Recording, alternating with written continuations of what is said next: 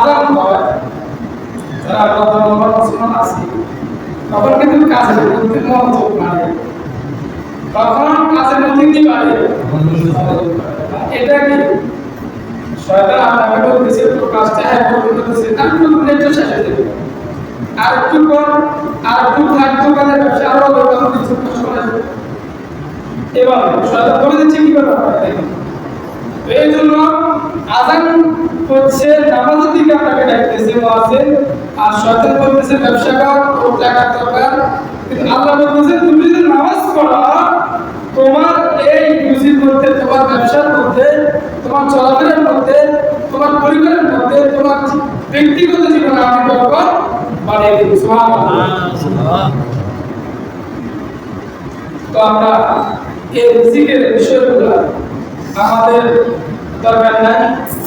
আমি এই খাদ্য টাকা পয়সা কিন্তু পাবো না, এটাও দরকার।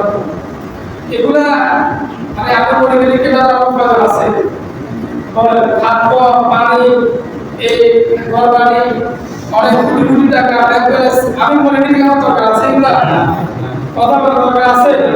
আচ্ছা মরে গেলে দরকার কি আছে? আমি যে স্তরগুলো বললাম 6টা স্তর বললাম, 6টার মধ্যে একটা দরকার না, আর 5টা দরকার আছে। মনে করি সবর, সবরের হিসেবে কোথায় হবে? আল্লাহ যদি সবর করতে পারে বিনা হিসাবে জান্নাত। 1 নাম্বার আল্লাহ যদি সন্তুষ্ট হয়ে যায়, এটা হচ্ছে সর্বোচ্চ রিজিক। সর্বোচ্চ রিজিক এটা যদি আপনি পেয়ে যান, আপনার টেনশন আছে না, এটা আপনার দরকার আছে, আছে কি না? নেককার স্ত্রী, নেককার সন্তান যদি আপনার থাকে, আপনি যদি পেয়ে যান, তাহলে এই দুনিয়াতেও শান্তি, আখিরাতেও কি আছে? নাই। হিকমা, প্রজ্ঞা, এই গুণটা যদি আপনি অর্জন করতে পারেন, তাহলে আপনার মুখ থেকে কোনোদিন একটি অসভ্য বাক্য, একটি খারাপ একটি শব্দ চয়ন আপনার মুখ থেকে বের হয়।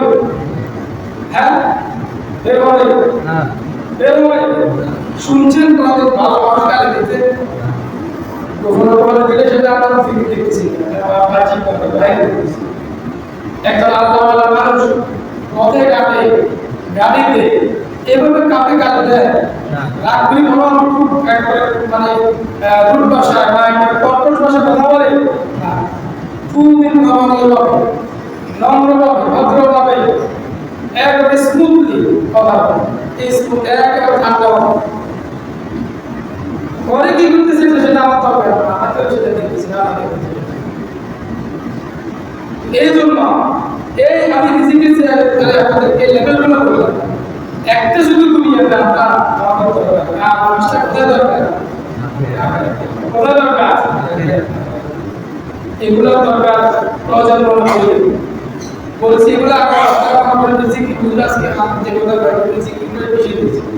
অবশ্যই স্ত্রীর ভালোবাসা, এটা রাসূল বলেছেন রিজিক তখন পাহা। খাদিজা রাদিয়াল্লাহু আনহার ভালোবাসা মানে মুক্ত হয়ে ফিনান্সিয়ালি এবং মেন্টালি যে সাপোর্টগুলো পেয়েছেন আমাদের নবী